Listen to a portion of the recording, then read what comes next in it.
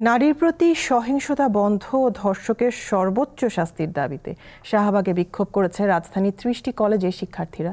ধর্ষকের প্রকাশ্য ফাঁসি কার্যকর সহ ৬ দফা দাবি জানিয়েছে তারা। একটি সংগঠনের কর্মীদের ওপর পুলিশ লাঠিচার্জ করেছে। এদিকে রাস্তায় নারী হেনস্থার অভিযোগে দুজনকে গ্রেপ্তার করেছে পুলিশ। সম্প্রতি দেশের বিভিন্ন স্থানে বেড়েছে নারীর প্রতি সহিংসতা। মাগুরার ৮ বছরের শিশু ধর্ষণের ঘটনায় উত্তাল সারা দেশ। শুধু মাগুরার শিশু নয়, যারা সহিংসতার শিকার হয়েছেন তারা যেন বিচার পায়, সেই দাবিতে মঙ্গলবার রাজধানীর শাহবাগে জাতীয় জাদুঘরের সামনে বিক্ষোভ করেন শিক্ষার্থীরা। তাদের দাবি, ধর্ষকদের সর্বোচ্চ শাস্তি ফাঁসি দিতে হবে।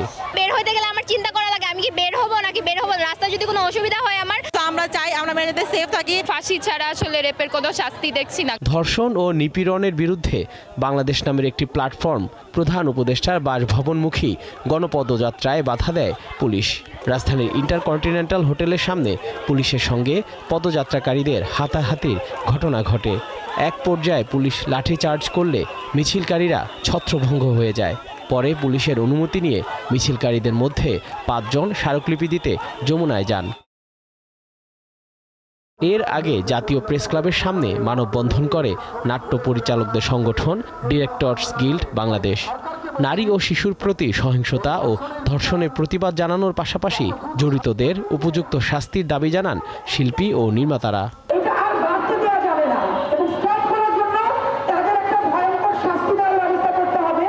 এইভাবে যদি চলতে থাকে, বাংলাদেশ বর্তমানে যে অবস্থায় আছে সেটা বসবাসের অযোগ্য হয়ে যাবে।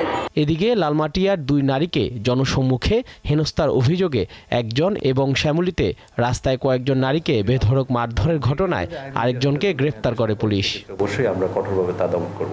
এছাড়া সাভারে পাগল সেজে রাস্তায় ঘুরে নারীদের হিজাব পরার হুমকি সহ নানাভাবে হেনস্থাকারী হৃদয়কে গ্রেফতার করেছে পুলিশ। সোমবার আমিনবাজার থেকে তাকে গ্রেফতার করা হয়। জহুরুল মোহসান, দীপ্ত সংবাদ, ঢাকা।